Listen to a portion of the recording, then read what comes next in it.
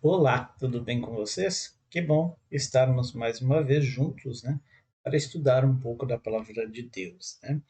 Hoje, terça-feira, 26 de setembro de 2023, e o título é Somos a Igreja do Deus Vivo. Bem sugestivo, somos a Igreja do Deus Vivo. Vamos ler Efésios, o capítulo 3, do verso 1 ao 10. Mas quero que os irmãos, os amigos, leiam todo o capítulo de Efésios. Mas se eu ler tudo, né? Então fica muito grande, né? Então vou tentar explicar uma parte, né? Verso 1 do capítulo 3 diz: Por esta causa eu, Paulo, sou um prisioneiro de Jesus Cristo por vós, os gentios. Então, Paulo se diz prisioneiro de Cristo para a pregação do Evangelho aos gentios, né? Sabemos que os judeus não queriam que a mensagem saísse de lá, né? Mas essa mensagem Deus instituiu os judeus também transferir que os judeus eram o povo de Deus escolhido, né? E era para transmitir essa mensagem para os outros povos e muitas vezes eles foram falhos nessa ideia, né? Tanto que quando Jesus nasceu, as pessoas, os judeus, né, não queriam que passasse isso, que não, os gentios não fariam parte, né, porque eles não eram circuncidados. Né? Verso 2: Se é que tendes ouvido a dispensação da graça de Deus para convosco me foi dada. Então foi dado diretamente para Paulo para a pregação do evangelho para os gentios. Verso 3: Como me foi este mistério manifestado pela revelação, como antes um pouco vos escrevi. Verso 4: Por isso, quando ledes, podeis perceber minha compreensão do mistério de Cristo. 5. O qual noutros séculos não foi manifestado aos filhos dos homens, como agora tem sido revelado pelo Espírito aos seus santos apóstolos e profetas.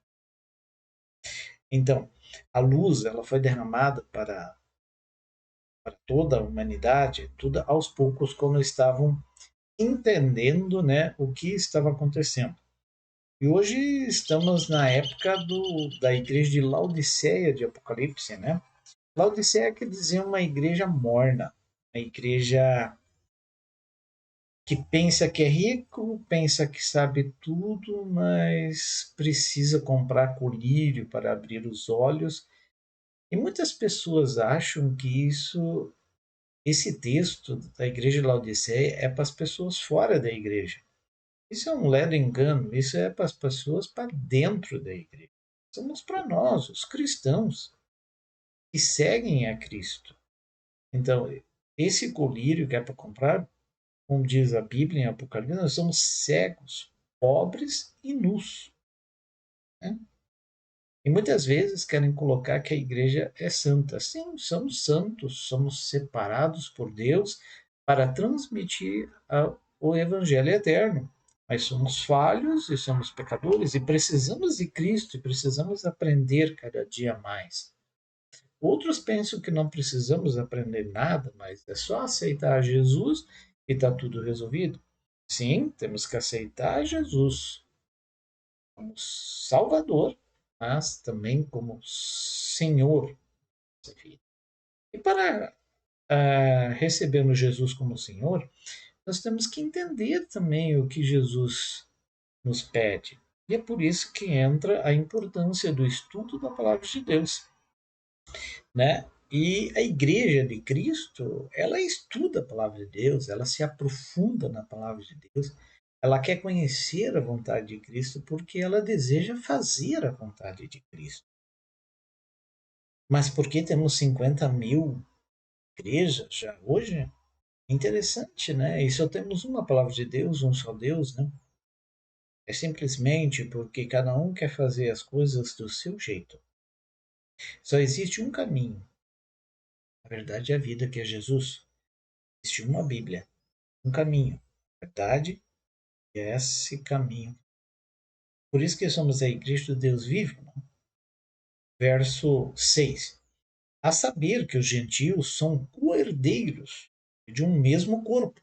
Mesmo corpo. A igreja é um corpo com muitos membros, né? E participantes da promessa em Cristo pelo Evangelho. Verso 7. Do qual fui feito ministro pelo dom da graça de Deus que me foi dado segundo a operação do seu poder. Verso 8. A mim, o mínimo de todos os santos, olha só, Paulo se considerava o mínimo dos santos, e nós muitas vezes queremos nos considerar os melhores santos, os melhores da igreja. E Paulo se chamava de mínimo, mínimo de todos os santos. Então falta humildade de reconhecer quando estamos errados, reconhecer quando o irmão vem para nós e quer nos mostrar o caminho verdadeiro e aceitar. Não estamos em disputa, quem sabe mais, quem sabe menos, mas sim aprender uns com os outros e ficar no caminho de Cristo. Verso 8, continuando então: A mim, o mínimo de todos os santos, me foi dado esta graça de anunciar entre os gentios, por meio do Evangelho, as riquezas incompreensíveis de Cristo. Verso 9: E demonstrar a todos qual seja a comunhão do mistério, que desde os séculos esteve oculto em Deus, e tudo criou por meio de Jesus Cristo. Né? A nossa salvação ela é individual. Cada um temos que dar contas a Deus sobre os nossos pecados, nossos acertos e nossos erros. Mas, como igreja, nós somos um batalhão, soldados que caminham pela mesma direção para levar o evangelho eterno nessa batalha que leva a mensagem de Cristo para as pessoas. E é por isso que serve a igreja. Um soldado sozinho pode fazer muita coisa, mas não tudo. Então precisamos uns dos outros, precisamos orar uns pelos outros, precisamos nos ajudar, deixar as nossas diferenças de lado e simplesmente seguir a Cristo e a palavra de Deus. Me foi perguntado esses dias por que existem tantas religiões e só existe uma Bíblia e nós devemos viver unidos.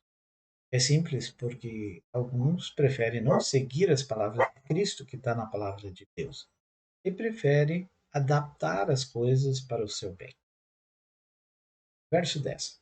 Para que agora, pela igreja, em multiforme sabedoria de Deus, seja conhecido dos principados e potestades. Então, Cristo criou a igreja para pregar o evangelho eterno. O que quer dizer evangelho eterno? É o mesmo ontem, hoje, amanhã. Tem muitas igrejas se posicionando como a igreja de Deus. Deus tem suas ovelhas em todas as igrejas. Em todas as igrejas. Mas existe só um povo. Hoje nós estamos na igreja batalha, né? Mas não somos a igreja triunfante. A igreja triunfante são as pessoas que fazem a vontade de Deus de acordo com o conhecimento que elas têm e foram atrás, entenderam a mensagem, querem fazer a vontade de Deus e entregaram toda a sua vida. Esse é o verdadeiro povo de Deus que está em todas as igrejas. Vamos orar para que Deus nos ajude a ser humilde, a entregar a nossa vida. Obrigado, querido Jesus, pela vida, pelos cuidados. Obrigado também porque o Senhor nos salvou lá na cruz do Calvário. Obrigado porque o Senhor nos deixou a palavra de Deus para entendermos, aprendermos a tua vontade, o teu caminho que devemos. Perdoa-nos, porque somos falhos e perdoa. E somos falhos e pecadores. Precisamos do teu perdão, do teu Santo Espírito para continuar no caminho certo. Em nome de Jesus. Amém. Queridos, lembre-se, não só de pão viverá o homem, mas de toda a palavra que sai da boca de Deus. Então compartilhe essa mensagem curta para que mais pessoas conheçam o Evangelho Eterno, para que possamos juntos nos encontrarmos com Cristo quando Ele voltar. Até amanhã.